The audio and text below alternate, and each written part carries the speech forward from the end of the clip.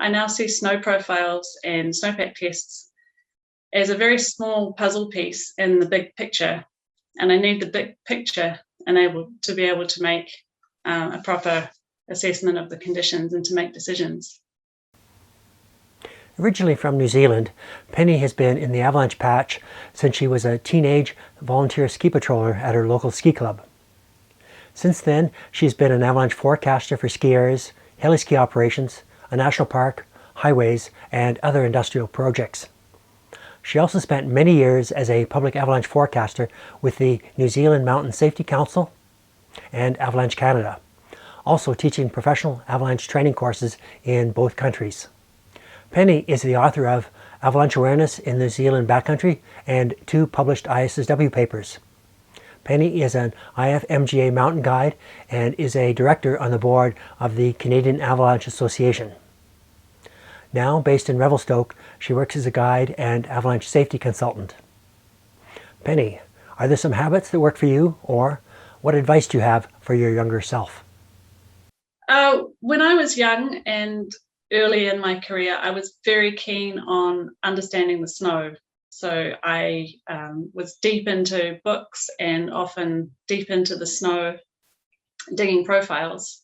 And I thought that if I could really understand the snow science, that I'd be able to go to a slope, dig a profile, and get the information I needed to make a decision about what to do and to keep myself safe.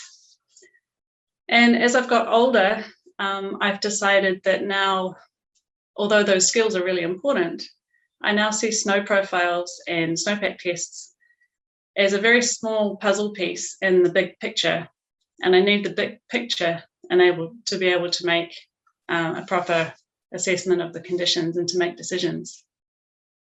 And so I think about, if you use Google Earth, you can fly around and you can zoom right into a location, like you can choose your own home address, and you can zoom right in to see small details, like maybe your cat running around in your front yard.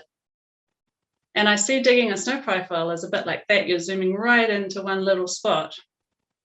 But I think what you need to do is, once you've got the information from the snow, is get your head out of the snow and look around, and then zoom right out, almost in the way that you do on Google Earth, and think about how that applies across the landscape. And in particular, whatever results you got from that one hole you dug, how that may or may not really be relevant to where you're planning to ski. And sometimes that's even a very subtle thing, like maybe the snowpack was just slightly deeper there or slightly more shallow there. And then that picture should include all of the basic stuff, like the information you got before you went in the field from the public bulletin, from the InfoX, and then the information you got as you traveled along. Have you seen any avalanches? What have you been feeling beneath your feet? Obvious signs of instability, like recent loading and temperature changes and wind loading and that kind of thing. So I guess my piece of advice is just to keep an eye on the big picture and don't get too focused in on the fine details. So one thing I've learned as I've kind of grown up in the industry is that this job of avalanche forecasting or managing avalanche programs, it's really all about communication. So you can be the best forecaster in the world, you can nail it every time, but if the people that you're trying to manage and keep out of harm's way are not on board with your decisions, then the program is not going to run effectively.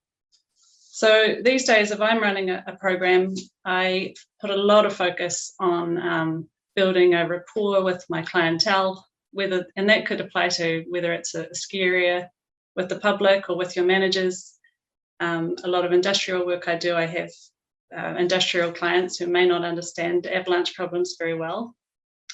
Or it could be your ski guests if you're a guide. It's the same across the board. I put a lot of focus on educating people, letting them into what I'm thinking about and why we may have to take certain measures and where my decisions are coming from.